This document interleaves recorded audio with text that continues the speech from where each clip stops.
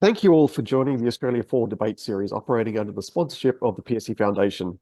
Pearcey Foundation acknowledges the Gadigal people and all the traditional custodians who belong to the lands where the Pearcey Foundation and you, our guests, meet, live and work.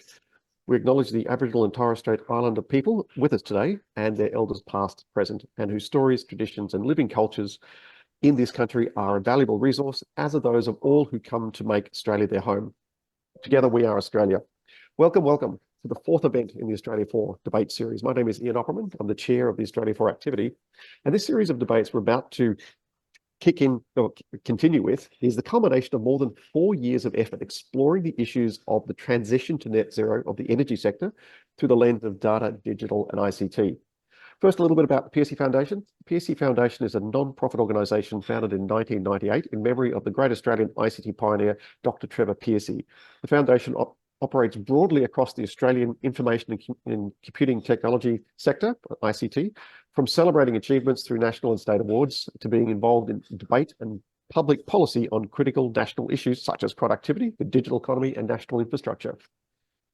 The Australia 4 debate series was established just after COVID in 2022. And the rationale, of course, is that the ICT sector needs to collaborate with the energy and power industries in managing the transition to renewable energy sources. The challenge, of course, is that given both consumer and industrial consumers can be users as well as sources of energy, and provide supply and have storage capability, all concurrently switchable within a few milliseconds. We have many challenges from a regulatory and a tariff perspective, let alone ensuring that the consumer's agency in this transition will not be lost. So what we're trying to do is look into this challenge and to look at how we can take a data and digital lens to those challenges. There are some serious data issues to be debated, standards to be developed, consumer data rights need to be respected, as well as security, resilience, reliability, and privacy. Over the course of the last 4 years, we've been working with Standards Australia, Engineers Australia, the Australian Computer Society, the CSIRO, universities, regulators, and consumer representatives to try and understand those problems better and then think about what we can do about it. We are trying to create a constructive space for this important dialogue. So in 2024 and 2025, Australia 4 has continued these workshops looking at putting the consumer at the heart of the future grid, digitization of the future grid, digital skills needed for future workforce, and standards required to be developed. And during each of these workshops, we've sought to focus discussions through the lens of ICT, innovation, and the benefit to Australia. Today, we approach the fourth of those 5 debates, addressing key issues identified during those workshops we've had over the last few years. The debates run each Friday, with the final debate being next week, so please do remember to sign up for that. And please note there'll be a Slido QR code available for you to participate online. Today's debate looks at skills needed for the transition, skills growing and sustaining the workforce, and will be moderated by CJ Wilson, who's a sustainability specialist at the Robert Bird Group, but is also representing Engineers Australia today as chair of the Sustainable Engineering Society. So today is the 4th debate in the series of 5. And I'm going to now hand over to CJ Wilson to talk to us about the skills that we need. So please, over to you, CJ. Welcome, everyone, to today's debate. So today we have an action-packed debate ahead of us with some absolute industry leaders. Today we have Anthea Middleton, who's a CEO of Powering Skills Organization, which is a jobs and skills council for the energy sector in Australia, focused on industry workforce research, development, policy, engagement, and training sector enhancement. Next up, we have Dr. David Pointing, who's CEO of the Australian Power Institute. He is an industry sector leader with a strong track record in workforce development, industry collaboration, and sustainable energy solutions. Next up, we have Peter Morrissey, industry advisor, HunterNet. He has been working in the power industry in New South Wales, focusing on power station operations, maintenance, inspection, and commissioning at coal, thermal, hydro, and diesel that include both greenfield and brownfield facilities. And lastly, we have Gordon Weith, who is Dean of Engineering at Macquarie University. Gordon is an academic leader, robotics researcher, and university educator. He joined Macquarie University as Dean of Engineering in 2025, previously serving as Dean of Engineering at the University of Newcastle. So moving on to today's debate topic. Before we dive into things, we are going to be running the voting for this debate through Slido. And so we'll shortly be showing a QR code as well as a Slido joining identification number. When you go in, make sure that you enter in your name, so that way we can give you credit for the question that you pose as well as the voting. And so we'll be handling all of the Q&A through this Slido instead of through the chat function here.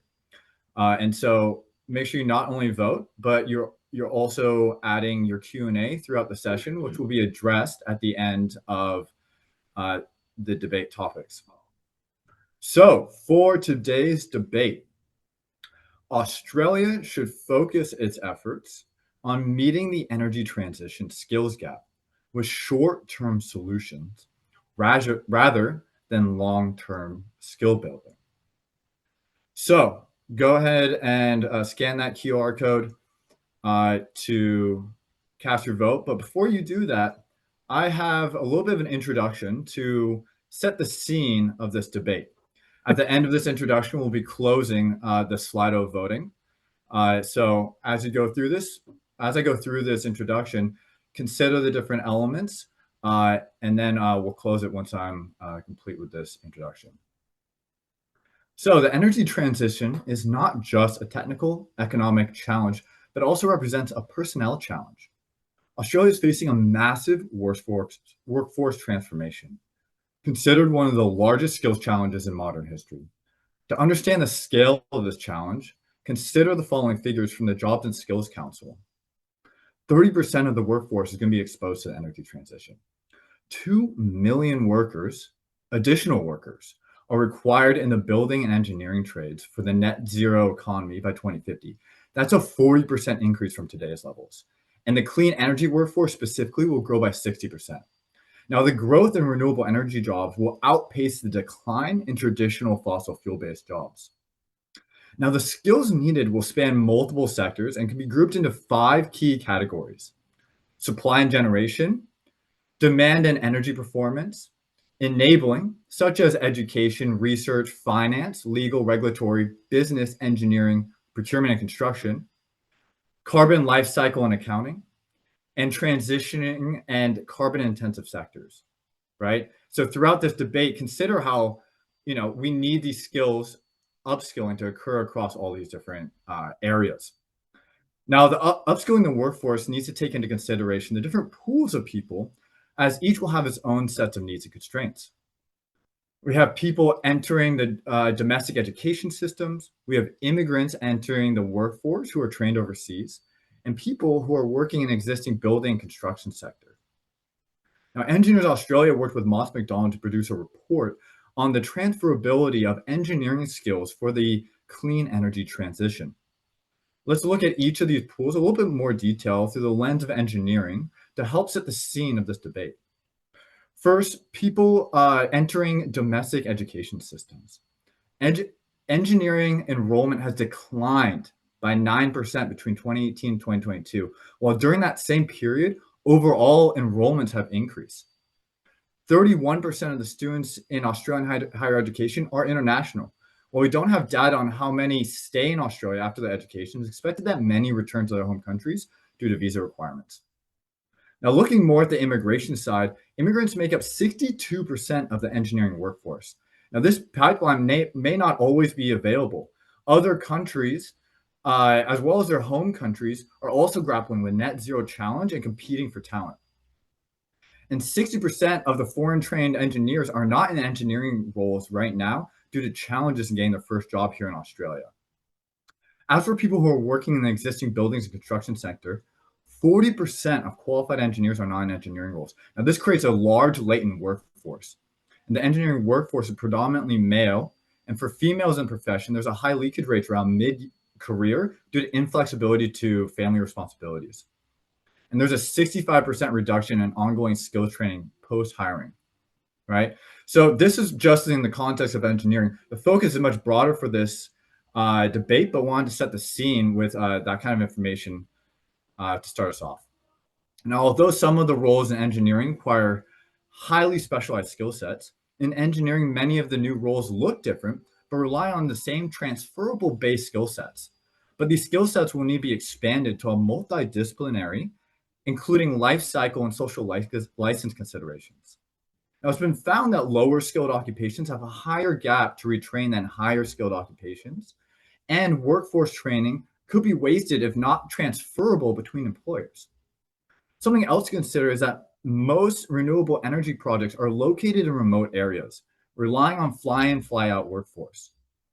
Now, if we review other historic transitions, there's a risk of the core talent pool moving to other industries if a worker-centric support is not provided. So now that we have set the scene, let's come back to the debate motion. The debate motion is not saying that Australia needs to only focus on either short-term or long-term efforts. It's agreed that a multifaceted approach is required, but there are finite resources available. This debate asks whether Australia should prioritize immediate tactical solutions and short course or micro-credentials to provide a workforce that can keep current energy projects on track, or invest in systemic long-term strategies to build a resilient workforce. So during the debater's presentation, consider the following about their proposed approach. Its ability to be agile in a quickly evolving space, especially when considering the need to educate the educators and the rapidly changing pace of technology. Its ability to scale rapidly to meet overall needs of transition. And how could this address gender imbalances, regional disparities, and creating pathways for underrepresented groups? The outcome of this debate reflects not only just a workforce planning, but Australia's ability to meet its net zero commitments and maintain global competitiveness. Delays in workforce readiness could stall billions in renewable investment and jeopardize Australia's decarbonization timeline. And with that, we're going to continue with the debate. So if you have not already voted, make sure to enter in, finalize your vote right now. So that way we can move on and start moving on into the actual debate topic.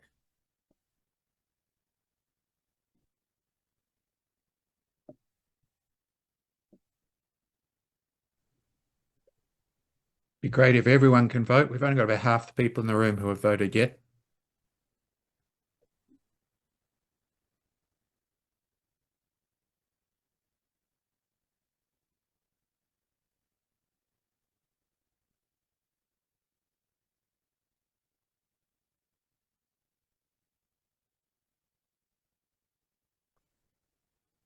There's also a link in the chat to join the Slido if that makes it easier for you.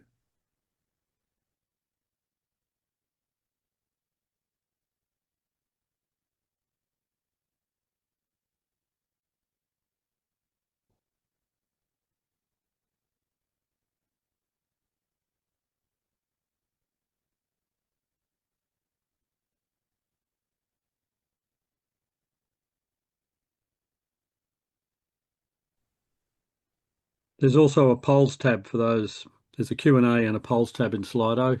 You need to hit the polls tab to see what poll is, and then say agree or disagree.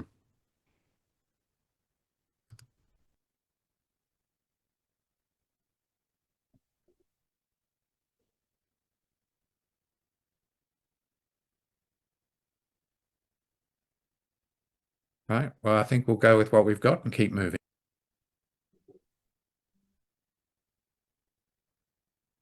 Okay, so it looks like we are heavily towards the disagreement that we should be actually focusing on long-term skill building. Well, with that, we're going to move on to the first debater.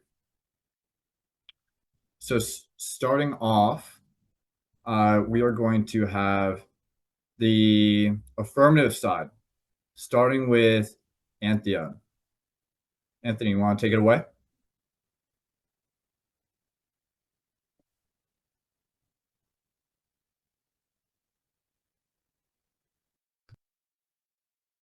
You are muted, Anthea.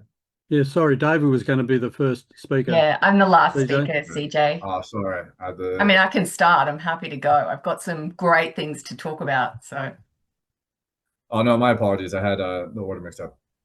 Dave, you want to start us off? I do. Give me a second, folks. Just jump me around. So, hello, everyone.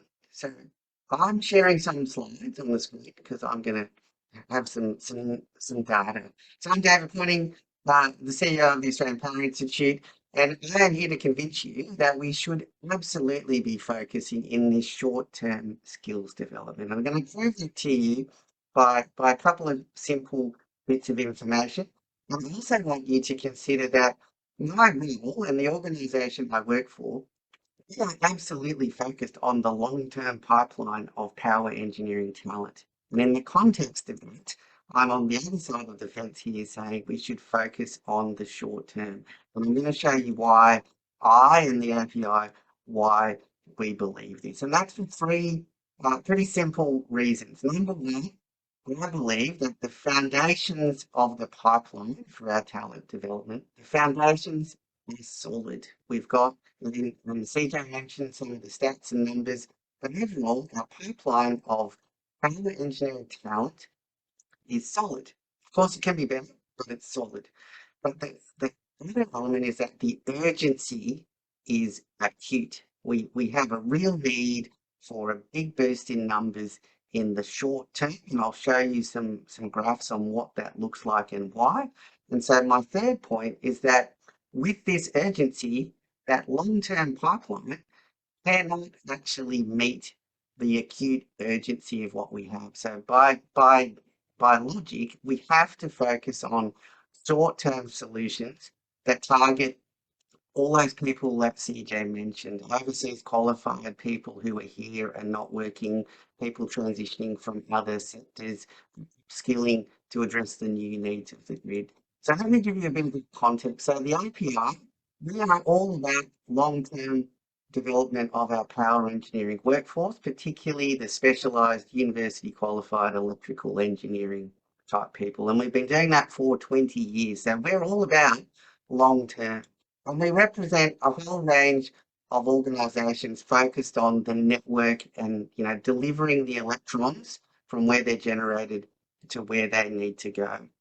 And when the API has asked our industry community what they're most worried about, their concern is how are we going to train enough professionals fast enough to meet the pending load of work that is coming down the pipeline or the plan if we want to achieve the goals that as a society, through the government that we've elected, and the targets that we've set around clean energy and electrification, how are we going to meet those things? So that's why I go back to my points. We have a solid foundation, and I'm sure Gordon and others will talk about how we really need to focus on those long-term pipeline. But for me, the urgency is acute. So let's look at some of those numbers. So here's three projections of what AEMO, Australian Energy Market Operator, who's how are we going to deliver the government's targets for clean energy and electrification, showing the demand of the workforce in the near future over up to 2050. And you can see that there's a big surge in workforce needs in the next sort of 5 years. If we look at this graph in detail and focus on, say, the transmission space, which is where our interest lies, we get big peaks in the next 5 years, which then drop away. So I'll make it, our interest is in electrical engineers. It takes 4 years at university plus another 4 years in the workplace to be capable, competent electrical engineer. So a student starting today, next year, January, they're not going to be ready by the time this surge of demand has passed. Hence, we need to focus on short-term actions to get the workforce that we need. We can break it down in the long term. There's more numbers, but if we look at dates, if you look at the years there, so I'm just moving across, but yeah, by 2029 is the peak of when we need electrical engineers and other things, and then the demand drops off. So for me, that long-term pipeline of university pathways, etc., that will meet that long-term demand, but we have this looming need for skills in the next 5 years or less. And that's why I argue, that's my time, we have to be, the foundations are good, but the urgency is so acute that we need short-term training to boost the number of people in the workforce. That's it for me. Thank you very much. Wonderful. Great. Thank you for presenting, David. The slides really help bring forward that point. So coming in to argue on the con side, we have Gordon Weiss, Dean of Engineering at Macquarie. Go ahead and take it away, Gordon. Thank you, CJ, and good afternoon, energy transition enthusiasts. I have the pleasure of opening the argument for the team based in reality. An inconvenient reality, I acknowledge, but nevertheless reality. Because the reality is that there are no short-term solutions to the energy transition skills gap. There's only the longer road of building our nation's strength and capability through hard work, perseverance. We just need to face up to it and get on with it. The inconvenient reality is that decades of short-term thinking have throttled our nation's capability to produce the required number of engineers and technicians to sustain our economy, let alone to support the needs of the energy transition. As a Dean of Engineering, I lose sleep at night knowing that Australian universities can only produce about half of the nation's demand for engineering graduates. And even to meet those numbers, we rely on a student population where, as mentioned before, 31% come from overseas. Yet we see a continued constriction of university places for both domestic and overseas students. My colleague Anthea Middleton will expound on the consequences of neglecting workforce development and how the nation's obsession with flipping from one quick fix to another one is already wreaking havoc on our economy and our society. However, there is a hopeful part of our current reality. We have a world-class engineering education and vocational training system. The engineers and technicians that we produce in Australia right now and have been producing for decades are ready for the energy transition. Because we educate and train our students in Australia, when we educate and train our students in Australia, we prepare them for a constantly changing technical future. Australian educational institutions think long-term. We prepare them with the thinking and learning skills to grow and adapt. It's not like we are currently teaching subjects like coal-fired power station 101. A turbine's a turbine, whether it's steam, hydro or wind. And with the skills built in the Australian education system, the transition between these classes of technology is not the problem. It's a doddle. It's not like we need to reinvent our education system. We just need to remove the throttle. And wait a little while. Be patient for 4 or 5 years as we produce a workforce capable of delivering on the energy transition, whichever way the technology winds blow. Be patient while we grow the education system to not only meet the needs of the energy transition, but the needs of the economy across all sectors. The affirmative team will probably speak to you of immigration. And let the negative team be very clear. We support immigration and the vital role that immigrants play in Australian society. But the reality is that most immigrants who arrive in Australia as engineers, electricians and technicians do not land on our shores job ready for the energy transition. To prepare for their roles, they typically engage with at least 2 years of further training or education to learn Australian standards and codes. And the reality is that a great number of the skilled immigrants who arrive in Australia with the relevant skills do not go on to careers as engineers or technicians. Immigration is not the short-term panacea that the affirmative team might have you believe.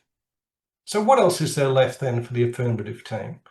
An army of AI-enabled robots, perhaps, striking out boldly across central Australia, leaving a trail of solar panels, wind turbines, and batteries in their wake? Even if we accept this feverish pipe dream as a potential reality, who's going to install, program, and maintain these robots? And perhaps, even more ironically, how are the AI modules in the robots going to be powered? I think the affirmative might need to think a little more long-term if they want to head down that road. You've probably heard Oscar Wilde saying that if a thing's worth doing, it's worth doing well. You mightn't have heard the rest of the quote. He goes on to say, if it's worth having, it's worth waiting for. If it's worth attaining, it's worth fighting for. Do not be lured in by the promise of the quick fix, band-aid, she'll be right solutions of the team for the affirmative. Instead, I urge you to engage wholeheartedly with the patient struggle of skill building and education that will lead to enduring success for our nation's critically important energy transmission. Thank you. Great job, Gordon. That's a great rebuttal there.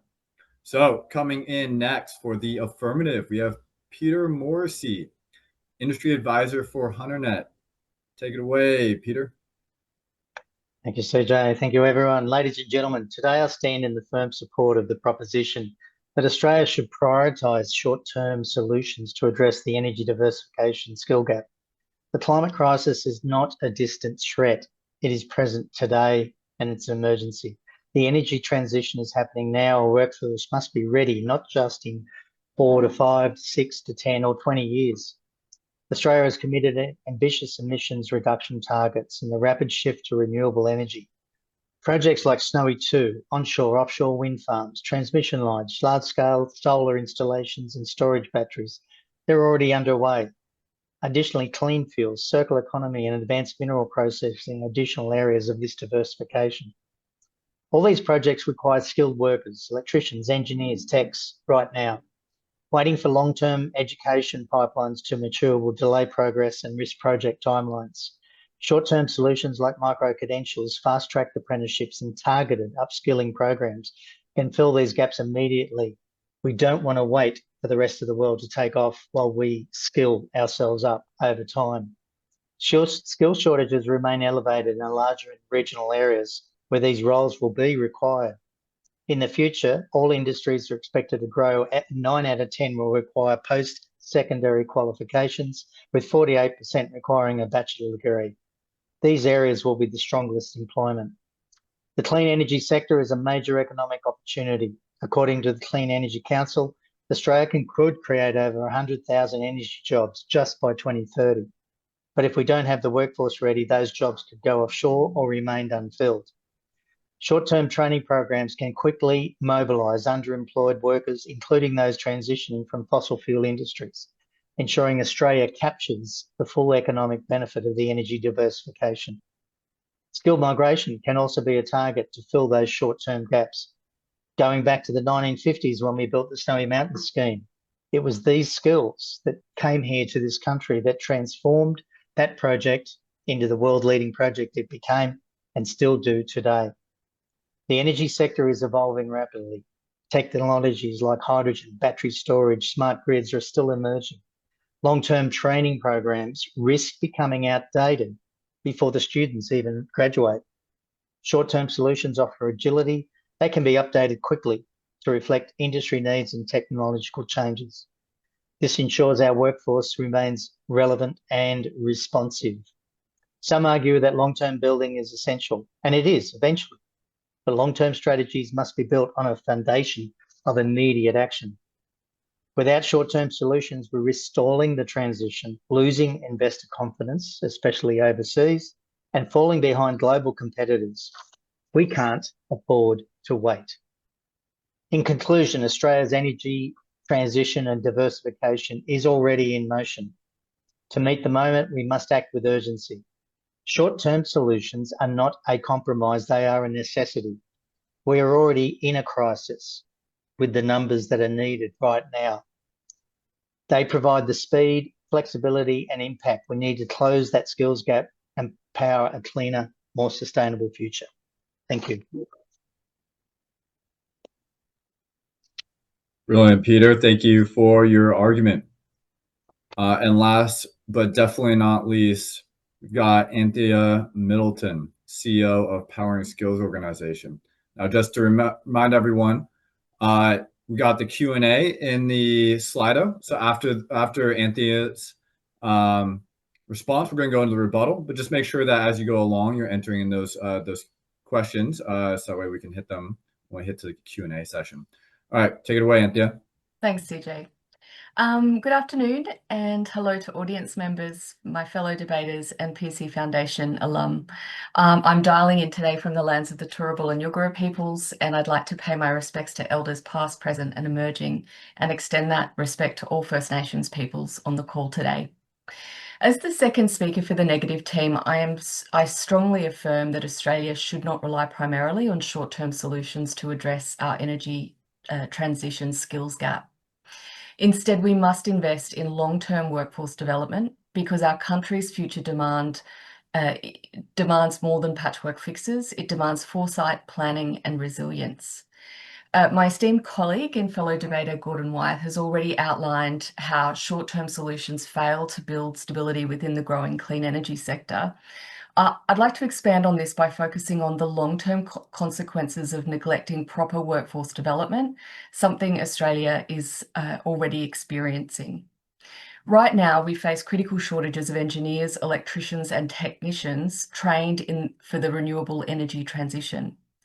These shortages didn't appear overnight. They are the direct result of decades of inadequate long-term planning. University and vocational programs have not always aligned with our national energy goals. And when we chase short-term fixes like temporary visa programs or accelerated training courses, we may fill roles quickly, but we lose the opportunity to build deep, transferable expertise within our own workforce. Our challenge is compounded by political policy instability. Frequent shifts in national, state and territory energy and training policies create uncertainty that discourages both public and private investment. When the plans change every election cycle, businesses hesitate to commit, educational institutions struggle to align curricula, and young Australians lose the confidence that a career in clean energy will be stable and worthwhile. Long-term planning gives industry confidence, and it creates clear pathways and consistent support, turning vision into certainty. Without this long-term stability, the impact is also deeply felt on our workers and our workforce. Employees trained under short-term schemes often lack comprehensive understanding of safety protocols and complex systems, and this leads to higher accident rates and lower productivity. Sustainable training creates workers who not only perform confidently, but who innovate, who problem solve, and who work safely.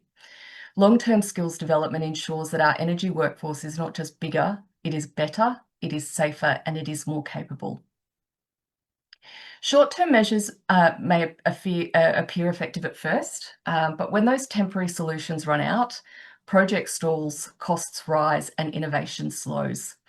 Companies must compete for the same small pool of qualified workers, driving wages up unsustainably while progress grinds down. And this is not the foundation of a strong energy economy. It is a cycle of dependency.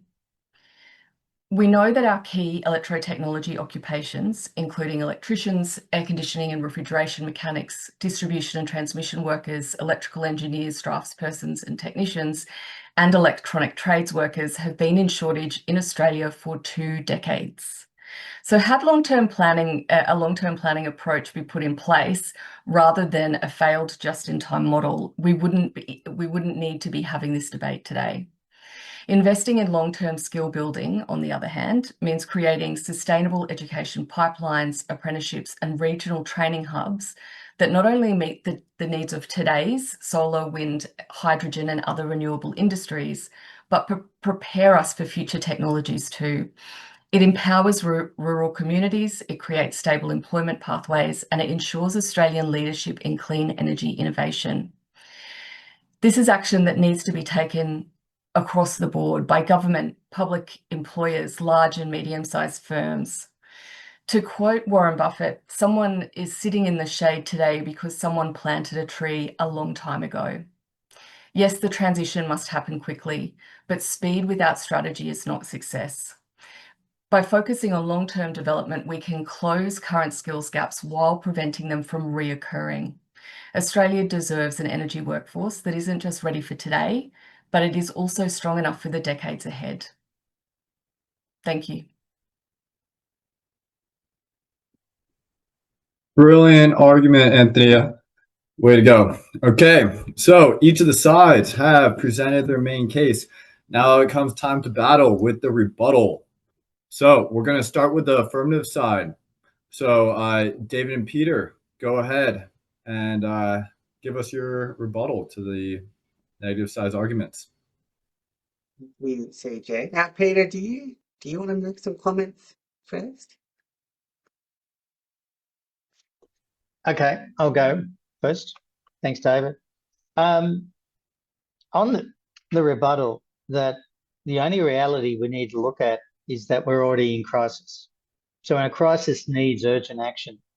So if we still delay, we will be delaying what we're just putting our heads in the sand that we already have a crisis. As the conside said, that there's been long-term delays, and it's, as we said in our statements, it's not avoiding long-term training, but it's looking at this particular crisis right now. If we have and be patient, well, we'll be patient while the rest of the world takes off. Because if we wait that 4 to 6 years for these accredited people to be available to our workforce, to our projects, we'll lose the plot. We will lose the access and the potential that we have right now. If we do have robots, that there is still that crisis. There's those robots in the field. We'll still need programmers. They'll need installers, and they'll need them now. And all those people will need short-term training to be able to get them to go and do those jobs. The robots do not install robots yet. So it's not saying that long-term is not needed. It's actually duality. It's the combined. But it's, again, going back to this simple crisis now that's need to be addressed, that even if we plant a tree, we don't just walk away and leave it. We keep nurturing it all the way through, and we keep making sure that that is on the right track, that it doesn't have disease, it doesn't have other things white-handing it. That going back to that, especially the new tech that comes, only by embracing new technology training, as in short-term tasks, we'll be able to capture that innovation that Australia is famous for. Thanks.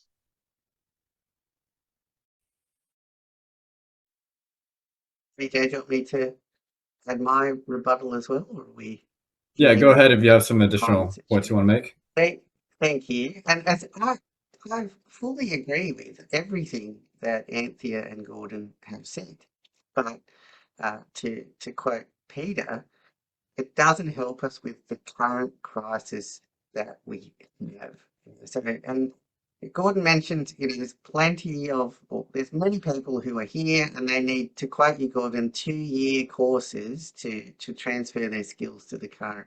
For me, they're the type of short-term training that we should focus our efforts on. How do we get these people that are not doing these short-term 2-year courses?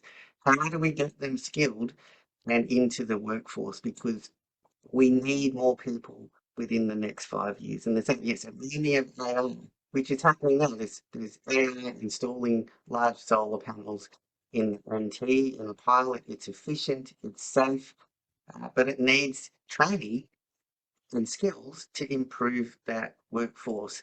And that's, I'll share again the slide I have with the numbers, which is to say, this is what the government has said is our plan.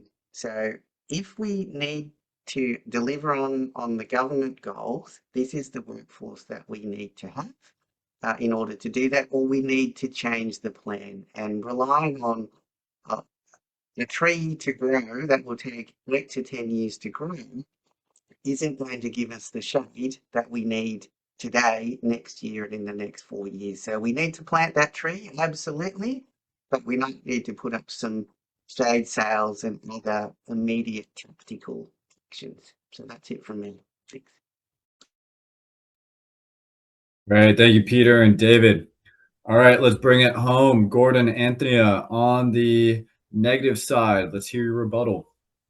Thank you. And I'd like to offer my thanks to Peter and David. Very well spoken for the affirmative. I think if I think, David, to the point that you made where urgency is acute, the reason for that is directly related to the lack of long-term planning that has been the investment in that planning in the system.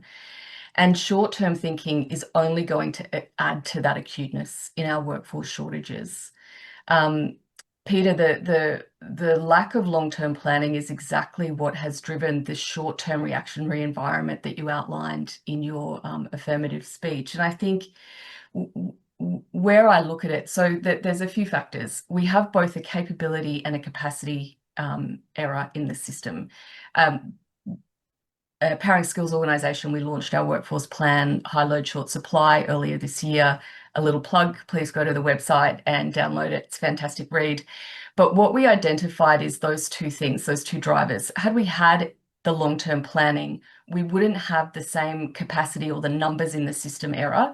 We would really be focusing on the capability. So how the changes from an analog to a digital environment has impacted the skills and experience that workers need in order to face this transition.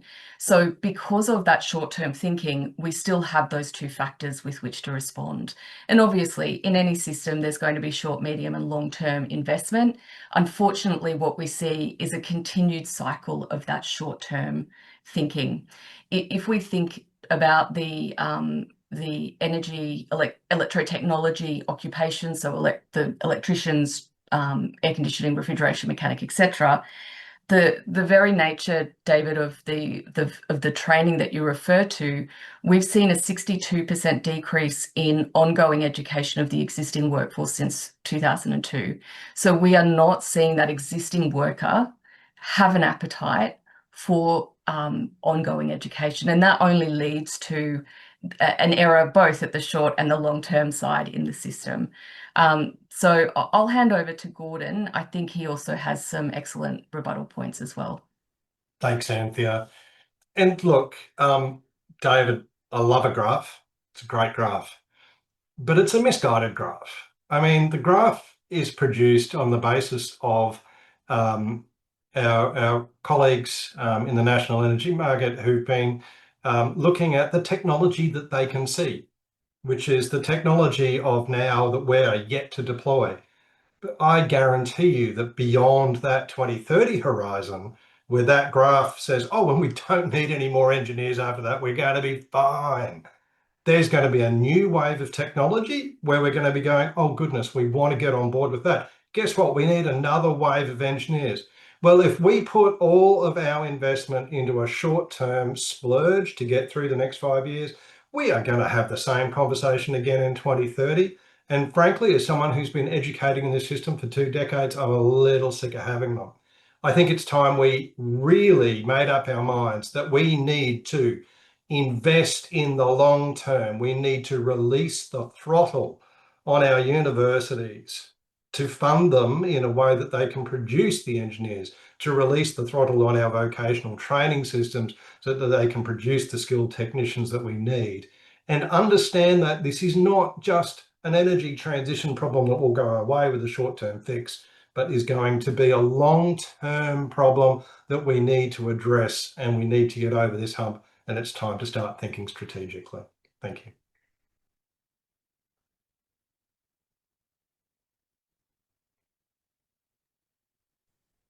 Excellent. And with that, we have concluded the debate. So we're going to move now into the next session of the Q&A. So I'm going to hand it over to Jordan, who's going to spearhead the questions. Now, remember, the way to submit any questions you have for these amazing panelists is through that Slido. So go in there, enter whatever is tickling your mind that may be engaging for this audience. So go ahead. Thanks, CJ. Well, let's get started. There's a question here from Ian. Given the ongoing trends towards electrification and cross-sector coupling, How can we accelerate broad energy upskilling across all sectors and not just encourage transitions to the electrical sector for our skilled workforce?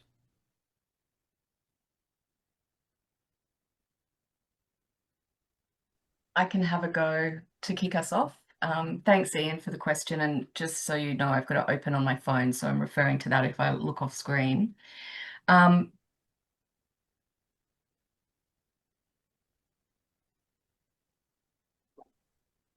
I think the broad energy upskilling, we for those of you who don't know what Powering Skills organisation does, we have carriage of the training in the vocational education training system that is responsible for ensuring all of the electrical workforce, so electricity, electrotechnology very broadly, transmission, distribution, supply, generation as well, wrong order, sorry for those, as well as gas supply. And so our role is to really help understand what the importance of, and sorry that the question keeps moving, the importance of those training packages in the electrification transition. And I think there's an education piece in the importance of that workforce in reaching electrification nationally, but also achieving our net zero goals. We know that we've got a lack of visibility in high schools in particular. And the electrical workforce looks very much in terms of a demographic profile, gender, age, location than it did 20 years ago. So we have a lack of visibility that is driving a lack of diversity, and that's something that we need to work towards to affect change. Apologies, I changed direction of my answer, but I'm happy to loop back.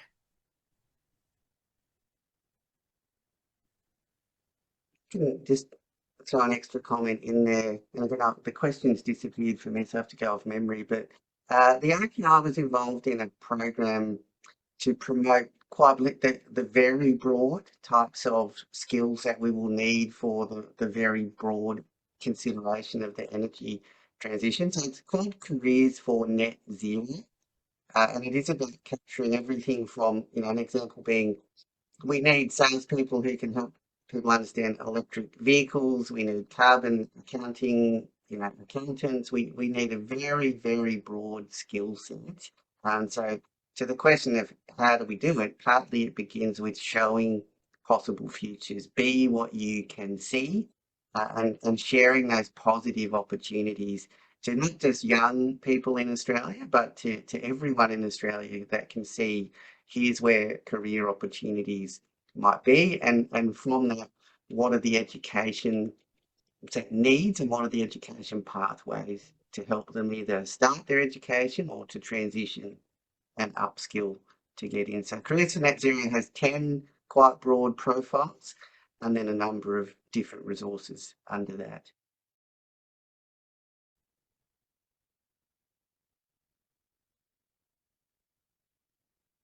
Okay, well, let's try the next question. There's one that's sort of related, I guess. David McKeague has asked that there's a solid body of current Australian experienced electrical engineers who have transitioned out of the energy sector into defence and tech. What might we do to encourage those to come back to the energy transition? And how should we deal with this category for talent opportunity? I might chuck it in on that one if you don't mind, Jordan. Yeah, absolutely. There are a lot of talented electrical engineers going into defence and more broadly into tech and all kinds of tech.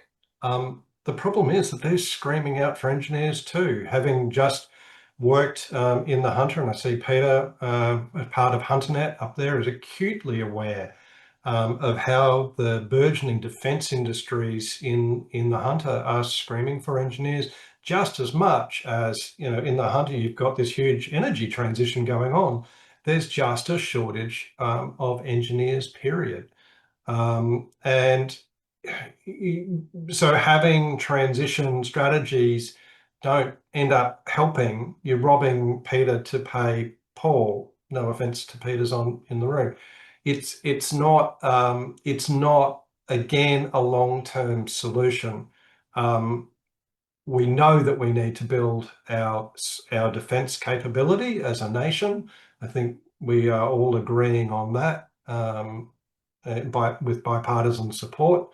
And we need to engage with the engineering transition as well. And, you know, I can probably move out of the confrontational debate mode now and so that I, of course, embrace a wide varieties of this approach. But we can't ignore the fact that we have an artificial throttle on education in this country based on the government doesn't want to pay any more for education. And it ends up costing us. We've got industries that can't progress because we don't have enough warm bodies to come through, invest in the people, reap the rewards. I think that just to Can I briefly, say, you, Gordon, go on, David. we're robbing Peter to pay Paul is something that we've also been doing for a very long time, and we can talk about how do we upskill to move from one sector to the other, and that there is more in that, but fundamentally we need more of skill set overall. And also just we're absolutely seeing an increase of that tech energy interface is really important. So some of those people that are moving into tech are still in energy space, just in this new areas of opportunity as well.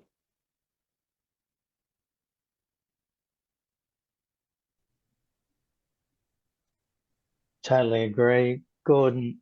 And as you said, knowing what is happening here and across all defence, you know, we just had the Australian Submarine Corporation visit the city to look at where they can gain skills that they can't get in obtain in both Perth and Adelaide. And it's the classic of all work and all wages or salaries, that it's people that pay the highest, which isn't going to help us in this whole diversification. That from age immemorial, that people have moved to other jobs, other industries, because the pay was better.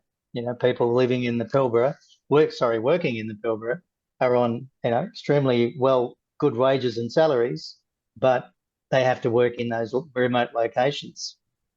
And it's and we don't want to get into that dog eat dog of raising salaries, wages to obtain the skills, because even in the mining sector, or what the met sector as it's called, that there is now this cross transfer of sectorial knowledge, that it covers now aerospace, it covers various other sectors. And so we've got this unique position in Australia at the moment that we have multiple sectors that have cross transfer of skills. And they're not just, you know, defence is looking at energy just as much as energy, because they're looking at their own fuel supplies, they're looking at their own energy supplies, because without their own power, they're not able to operate. So it becomes criticality in their world that they need those electrical and power engineers, solar and whatever else sectors, and in renewable or replacement fuels for their operations. So we get this spread that is becoming across everywhere. We have this rise of need, and that's why we have that crisis. Okay, well, let's move on. And you're not going to get away today without hearing something about AI. So let's have a look. There are a couple of questions here that relate. So Simon and Colin are asking questions where they're talking about the issue that AI can, of course, improve the productivity of workers. Simon said of engineering and white-collar workers. I suspect it can also improve the productivity of the technicians. But there is a challenge that for the transition of the electricity grid, we're going to need a lot of hands-on technical skills. And how do we convince a generation of new high school leavers to focus on trade and technical roles rather than being seduced towards the also essential engineering type roles? And Colin points out that it's about upskilling the existing technicians and engineers, not just the next generation. So AI and the impact on skills, off you go. I'm happy to take a pass at that. It's a conversation that we're having more and more regularly. To answer Simon's part first, I think we all know, and we hear all of, there's a report at least once a week, if not daily, around how the different generations interact with each other, what drives them, what their interests are, and their outputs. And I certainly know that there is the younger generation coming through want purpose, and they want to add value. They want to be able to contribute to improving the environment that they live in. And so back to the point of electrification, being able to clearly articulate the importance of that in Australia and how electrification is actually our key to achieving net zero. Yes, we need to replace fossil fuel energy sources with renewable energy sources, but the transition will only happen in energy efficiency, in an overarching energy efficiency transition. So being able to articulate that more clearly to a younger generation is critical. I think in terms of the use of AI, and this is something we've discussed, it impacts at three key layers. It impacts the apprentice, it impacts the student, if in the university sector, it impacts the existing worker, and it impacts the education workforce. So it's this sort of magic loop of ongoing upskilling that will need to happen. The work that we do, we're trying to help the training system understand how AI is used appropriately in education through a technical training lens. Noting that, it has to be human-centered. There's no, or AI can do everything, but really our first pass has to be the training workforce and the education workforce, because they, regardless of whether you're an apprentice or an existing worker, they hold the responsibility of that uplift, of that skill and capability uplift. So I think for us, we've got a lot of work to do around how AI is implemented safely and productively across the education system.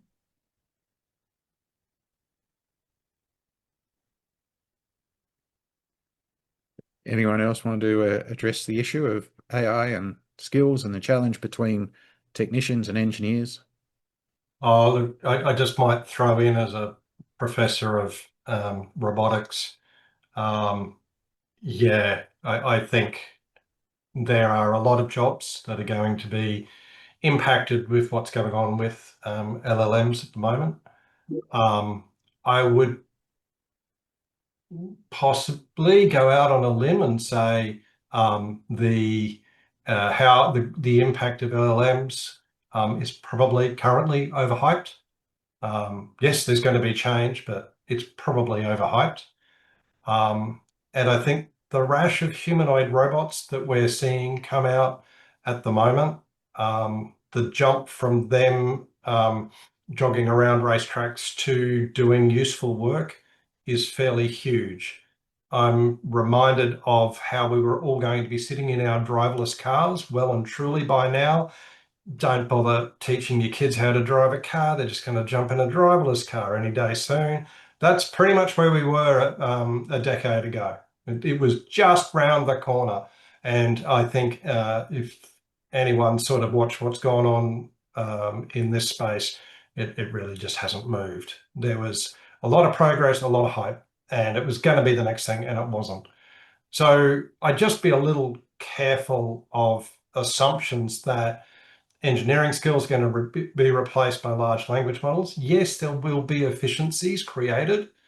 And certainly any notion that technicians are going to be replaced by humanoid robots, I feel is currently overhyped and drawing investment in an unhelpful direction, where I think investment might be more usefully drawn into, I don't know, an energy transition and a new sustainable grid. Okay. Anyone else want to comment on AI, or shall we move on?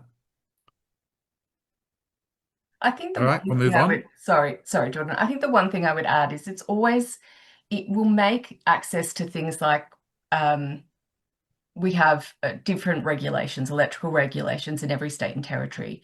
We have wiring rules. We have the national standards, right? So it will make access and understanding of those things much easier when you're out in the field, right? But there's still the practical application of work that has to happen. So the knowledge of that practical application is still going to be critical. So AI will play a role, but it cannot replace all of the hands on the ground. One easy example is the power pole technician.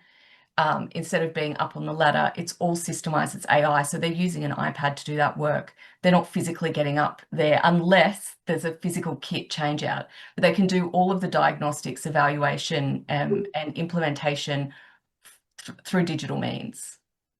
But there still needs someone physically doing that. Okay, well, let's move to a couple of other questions I'll combine here on the getting back to the training aspect. How do we encourage new people into these roles? And the flip side, how can we be sure that the training, whether it's the engineering schools or the technical training, or even if it's micro-credentialing, how can we be sure that that the training process is producing what industry needs? And how can we encourage people to actually, young people or even people who do mid-career retraining, how can we encourage them to know what is the right thing? Where is the place to go? What is the sector that they should be looking to get their work in? So, Jordan, I might speak briefly to how can we assure engineering schools are producing what industry needs. Wow, are we regulated? We have Engineers Australia, and David's very familiar with this from his previous role with Engineers Australia, who keep a very close eye on all of the engineering schools in the country and work with a global body on what is required to produce a professional engineer. Engineers Australia is, of course, made up of the people who are working in industry, and it's very much tied and represents the needs of the industry. Furthermore, we're regulated by the government with an organisation called TEXA, who again look at what we're doing and have another ruler to run over us to make sure that we are meeting industry requirements and that we are being internationally competitive. So there are a huge set of regulations around what we do, and I'm all in favour of them. They make sure that we have one of the strongest engineering education systems in the world. We know this because students come from all over the world to get educated here. Our engineering schools, most of our engineering schools are ranked in the top 200 in the world. We are very fortunate in that respect to have such a close partnership with a strong professional society. So I have no doubt that we are well aligned to what industry needs. Gordon, I was going to look at the area of probably the same thing as regulation, as Gordon just said. It's the bureaucracy side with TAFE being trades, that it always is the slowness of the change. Change can happen quickly, all the time, and new syllabuses, but it's the speed that has to be the resulting, that we're in a different world which is changing constantly. Whatever we think will be around today and we know is around today, we will have a totally different perspective in 5 years' time and 10 and 15. So it's that resistance to, I'll say it simply, of just doing it quickly and getting off the butt to make those changes to syllabus between their first, second, third, and then ongoing Cert 4 training and other trainings. That I know when I did my trade originally, that the first time I went to a particular site and there was a pump there with this funny looking box, which was a triple V drive. Now, whilst I had obviously all the basic knowledge of power and electrical, all I did was read the manual. and reprogram this triple V drive to get it going. And we got it going. Now, in all various areas throughout my career, and I'm sure many other people here, we've just picked up new things as we've gone through. The same thing we did at the start of our careers. It's still the base, but it's here today. But going back to TAFE, it's that what I hear, the slowness of making that change, which stops. We can make change quick. We just have to start embracing it and saying, let's just keep making the changes that we need to ensure that we do have both the grounding skills and the advance. And simply, it's a bit like, the regulation, AS 3000, the electrical standard. Knowing where to go in the standard is the main thing. Not having to know every clause, every subclause, every figure is not the requirement. Yes, you can if you want to, but knowing where to go in the standard to apply the rules that are required to make something compliant, that's the most key in our world. David, you wanted to say something? Yeah, so we've done the voting, right? So we can have a Scooby-Doo moment where I can take off my mask and go, yes, I'm absolutely supportive of the long-term education development.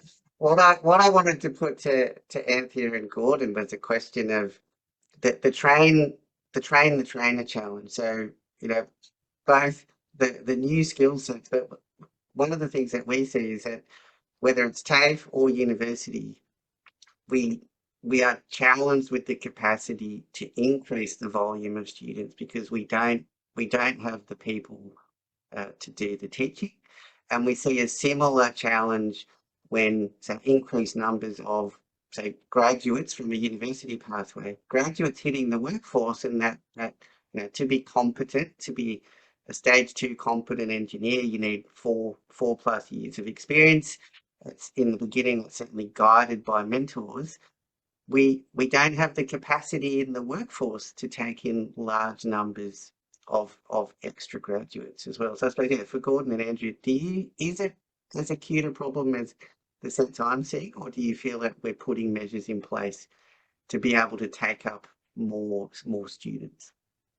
Well, I mean, David, at the moment, every university in the country is laying off academics. Every engineering school in the country is laying off academics. And this is not because of any lack of demand. It's because in 2016, a scheme called Job Ready Graduates was introduced, which was a significant change from the demand-driven system. So we no longer funded universities based on what students wanted to do. We did it based on a series of caps that were established by the government, and that's what we still do.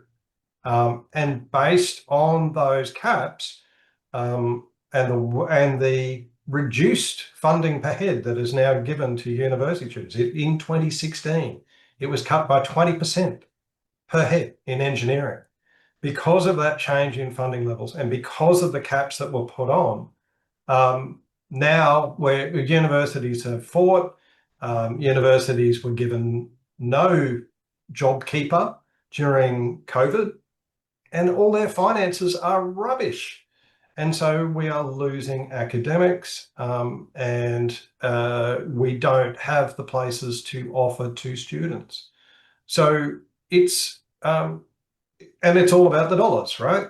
So the question is not, do we have the capacity to teach students? Yeah, just open the throttle, please, and let the students in. But at the moment, because it costs the government $20,000 a head, students pay about 10 grand themselves, then we just can't see it happening. And I know Engineers Australia is pushing very hard to change this situation, but gee, this conversation's been going on now for a while, and we're really starting to see where we are. It is the number one problem with the engineering skills shortage in Australia is that the number of the places are capped, period. To add to that, it's similar but different within the vocational education system, looking at the technical trades in electrotechnology. We do not have enough electrical trades trainers. It's very difficult when you've got and it's a perpetual problem when you have an occupation or a set of skills that is in high demand. It is equally escalated within the training system, because wages increase. Your job mobility increases, your ability to choose standards of work increases. So the agency for the individual in a highly skilled, high need occupation means that to speak plainly, they're getting paid at a wage that the training system just cannot compete with. What we need to invest now, and what we're looking at, not just from our Jobs and Skills Councils, we're one of 10. There are major industry sectors represented across all of the industry sectors in Australia, and we're all looking at this problem because it is a system-wide response issue, because we just don't have the workforce. And again, if we had more workers, we could train more people, right? And so where we're seeing that impact the most is in the Certificate 2. So that entry-level pathway to determine if the electrical trade is for them, but also that existing worker, the post Cert 3, so Cert 4, Cert 5, etc. Diplomas. Colleges around Australia are making choices to not deliver those because they don't have the training workforce to support it. They are prioritising the Certificate 3, the apprenticeship program, which absolutely makes sense in a constrained environment. But what that drives is, again, a pipeline that has not changed its diversity profile ever, and a workforce that is out there learning on the job, which is what the trades are. It's a learning on the job model, but without any formal recognition through the Australian qualification framework. So all of us are working together to see how do we unlock that in the system. And realistically, for us, industry needs to play a much stronger role in supporting the education of the workers that they need. Okay, well, so there are a couple of other questions here which I think continue on from this same theme. So, and also bring us back to one of the issues that was raised during the debate, which is about immigration. So, is it about just telling the government, and to Anthea's point, industry, to spend more money on investing in training? Is it about reaching out to just increase skilled immigration in the targeted fields towards the targeted sectors? Or is it about shifting around and having private sector training that is either supplementing or potentially competing? So we've got immigration, we've got private sector training, and then we've got this challenge of the funding model for whatever it is. So immigration will play a role, and already does. The time frame of someone coming in from overseas, a highly qualified electrician coming into Australia, being employed, being on a restricted electrical license while they learn all of the Australian standards, the regulatory frameworks, and are able to take the learnings that they have and apply that into the Australian system, is about a 2-year process. So it isn't a quick fix either for highly skilled, highly technical roles. And I know that engineering is very similar, has a very similar time frame as well. So immigration will and already does play a role for us. Whether increasing that makes a difference, I'm not sure. Where we have seen, unfortunately, and it is in the private provider, we see private RTOs, registered training organisations, take money from people who think that they can be RPL'd into an electrical licence. And most commonly, that is people who have come here from overseas. And so we've got some very bad actors in that space. But on the flip side of that, the private providers that we have in Australia, the majority of private providers who are delivering in this electrotechnology landscape are excellent, and have been able to prove their worth in the system, so much so that in the policies that were announced last year in the federal budget that really elevated the role of education and the energy transition, private RTOs were able to access public funding to deliver training programs, which is excellent. And there is a role for both. We will not succeed if we don't have both the public and private providers being able to skill workers. Again, it's a capability and a capacity constraint. I think in terms of investment, the other thing that I would say is that 80% of electrotechnology apprentices in Australia are employed by small to medium-sized businesses. We know that there's a real test case for mature age entry, and mature age entrants are often more diverse. They're more likely to complete. They're more likely to add productivity sooner than a young person coming straight out of school, but they are more expensive. The small businesses want that. They want to be able to increase their employment of mature age workers, but they need financial help to do so. Just one quick example, WA they opened a program earlier this year supporting 200 places for mature age apprentices. All places were applied for and filled, and this is a grants program to small businesses. Every one of those 200 spots was filled within 3 months of them releasing that grant funding. So there are mechanisms and levers, but there is no silver bullet.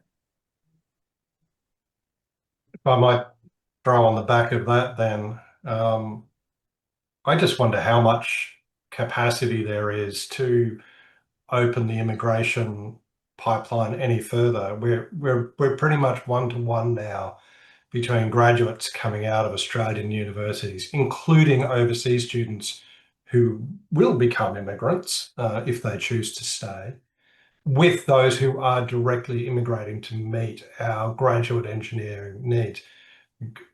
So I guess 2 questions. One, are they more willing to come with the appropriate qualifications? 2, is there an appetite within Australia to open up that even further when we're seeing restrictions on other categories, such as international students, with the sense that immigration is affecting other parts of the Australian economy? I don't want to go down that particular rabbit hole, but it is, I think, a reality to some of the complications around immigration, on top of the need to update your skills from a professional point of view. That's something like a Master's of Professional Engineering, which is another couple of years, and it's tens of thousands of dollars for the incoming immigrant. I'd probably add just a comment from the professional engineer point of view. There's not a lot of organisations outside of universities that can offer an accredited engineering degree, unless I'm mistaken. David might know more. But there's really none to. There's not a lot, and not a lot of capacity there at the moment. The big engine for producing engineers is certainly the universities. The big problem, of course, for a private training operator is that they don't have the $20,000 per head that comes from the Commonwealth. Right, they're going to have to pay their fees 100% to go into those kind of organisations. So I've got absolutely no problem with having private training providers for professional engineering, but I'm wondering, can they compete in the market, and is it a good option?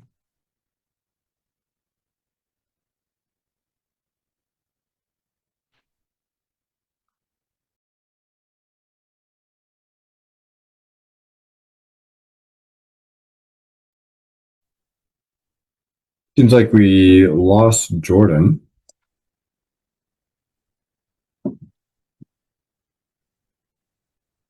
Perhaps you could just expand on one of the points you raised earlier. Jordan's back. Jordan, we lost you for a moment there. Yeah, sorry, something weird happened. Okay, so just as we run into the end, there's I want to bring us back to another topic that perhaps we shouldn't ignore in this modern world. the challenge of renewables and skills, and this goes again to the other questions that have been asked. I think there's an aspect about renewables and how they might be a driver to attract young people into the skills sectors that we need. And then on the flip side, the fact that renewables do demand some new and different skills to the traditional ones. So do you want to have a go at talking about how you see the renewables being an impact in our skills in that context of the debate topic, long-term or short-term?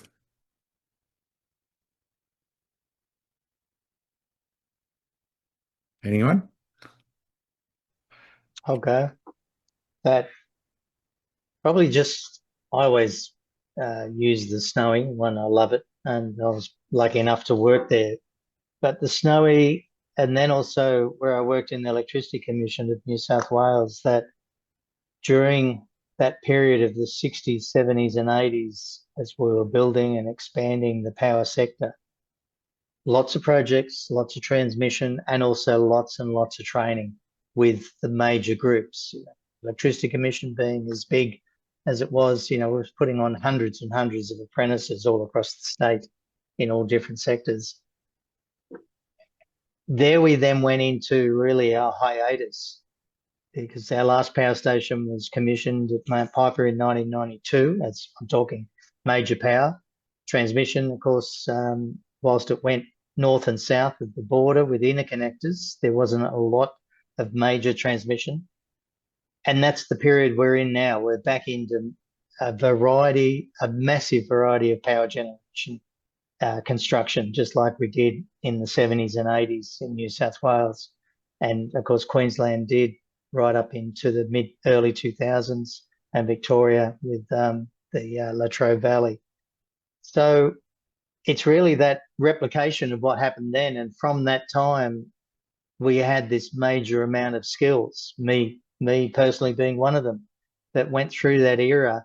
And we had a major amount of all those degrees and trades and technical skills being created because of that major work. So we're right in that basically birthing of a new era where we've got that potential that we need to utilize this incredible amount of work that's happening and will happen, and hopefully will happen at speed over the next 10, 20 years across this country, that we will have that gain of those people being trained and skilled and then ongoing into other works like submarine building and various other aerospace areas as well.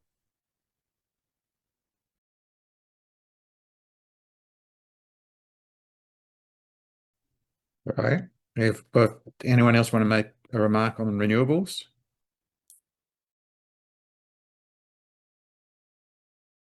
To going back also to the things that was said, Gordon raised about the significant number of engineers and presumably other graduates who might have English as a second language. So whether or not that is an issue that we need to be thinking about in our skills strategy.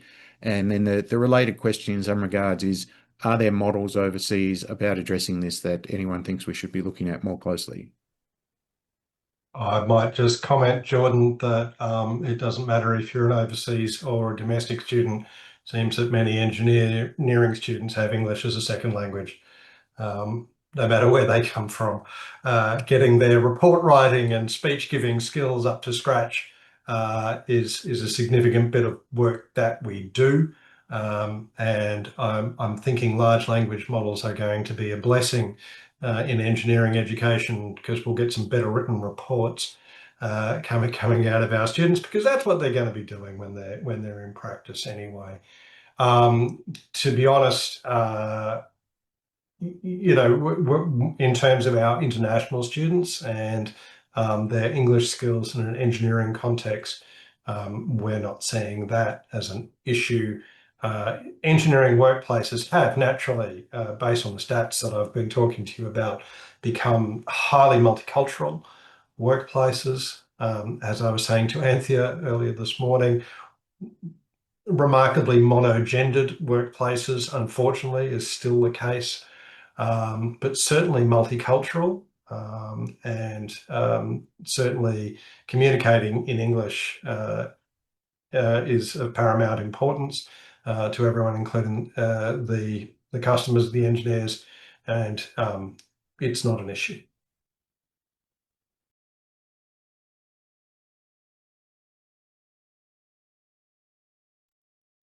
Okay, thanks very much. Looking at the time, CJ, I'm going to kick back to you, and we can proceed to the final vote when you're ready.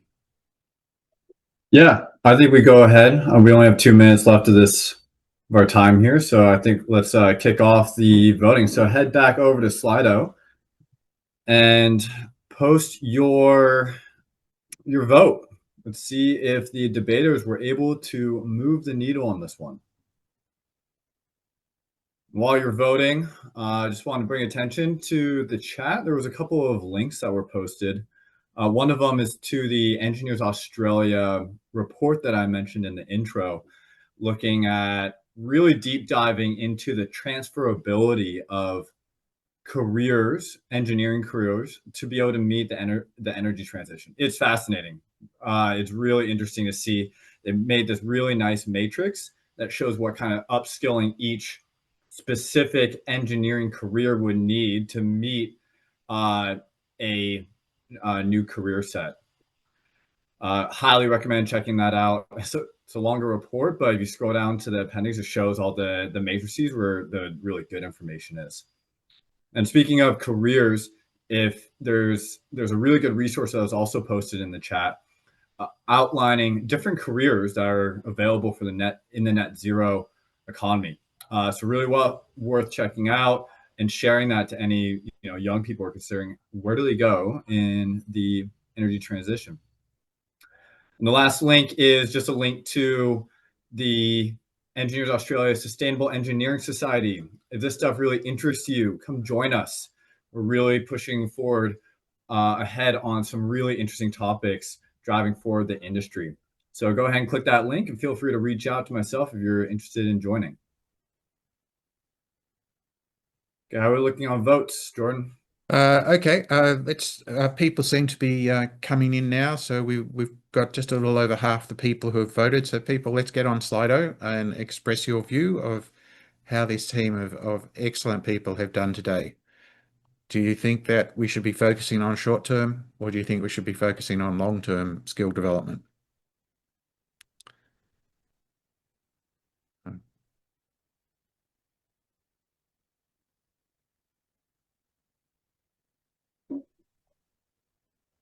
Go ahead and show the results now, Jordan. We're out of time here. Okay, 41 to 59. So the original was 34 to 66. So the needle was moved. Congratulations to the affirmative for moving a whopping 7%. Yeah, amazing.